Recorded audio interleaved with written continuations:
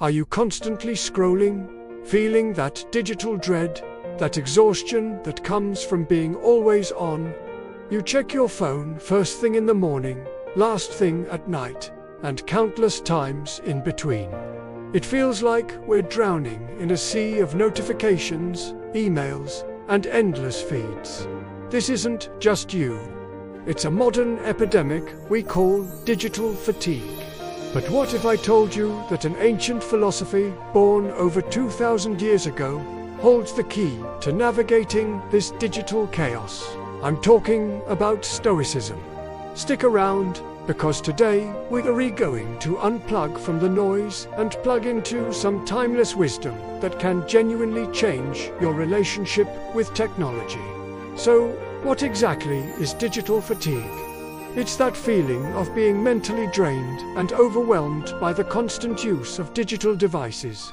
It's the anxiety from seeing a mountain of unread emails, the pressure to keep up with social media, and the inability to focus on one thing because a notification is always just a buzz away. Our brains aren't built for this constant, low-level stimulation. We're wired for deep focus, meaningful connection, and periods of quiet reflection. Instead, we're living in a state of perpetual distraction, and it's taking a toll on our mental health, our productivity, and our overall happiness. We feel scattered, irritable, and strangely disconnected, even though we're more connected than ever.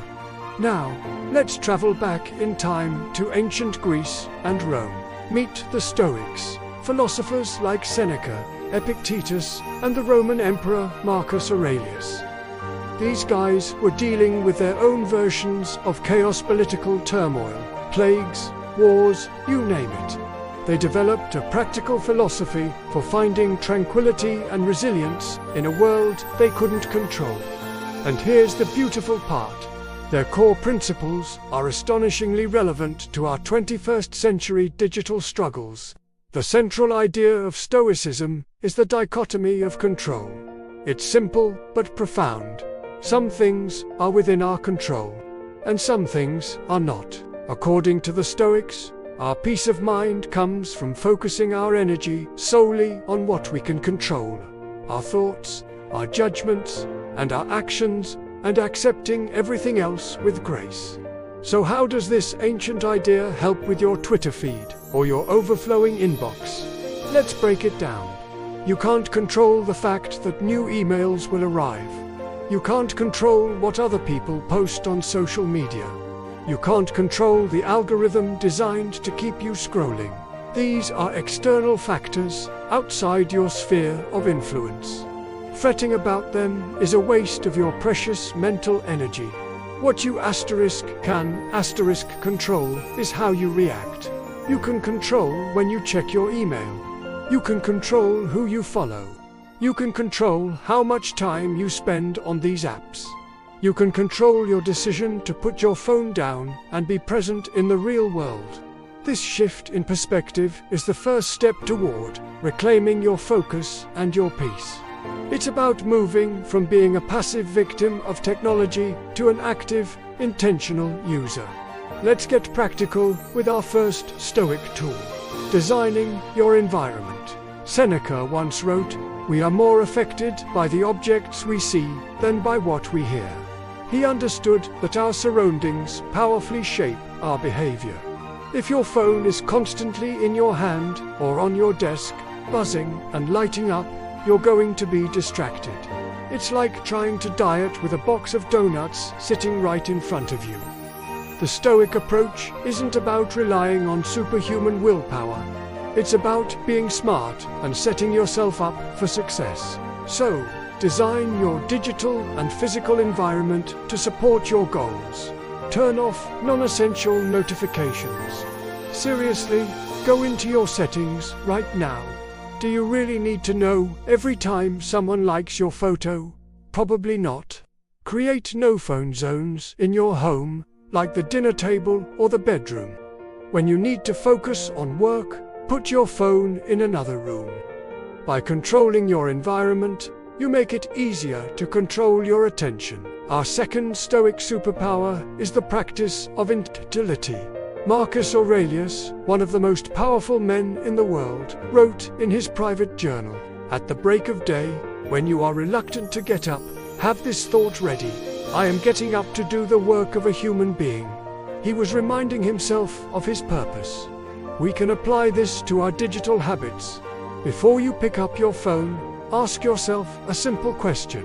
Why am I doing this? Is it to connect with a friend? To look up a specific piece of information? Or are you just bored and seeking a quick dopamine hit? If you don't have a clear, intentional reason, consider not picking it up at all. This practice breaks the cycle of mindless scrolling. Instead of being pulled into the digital world by impulse, you enter it with a purpose. You become the master of your device, not the other way around. Try it for a week. Every time you reach for your phone, pause and state your intention. You'll be amazed at how often you were about to use it for no good reason. The third tool is embracing what the Stoics called voluntary discomfort. Seneca recommended periodically living as if you've lost everything, wearing simple clothes, eating plain food to appreciate what you have and to prove to yourself that you can handle hardship. We can adapt this as a digital fast or a digital Sabbath. Try spending a whole day or even just a few hours completely without your phone or the internet. It might feel uncomfortable at first. You'll feel the phantom buzzes in your pocket. You'll feel the urge to just check something, but push through that discomfort.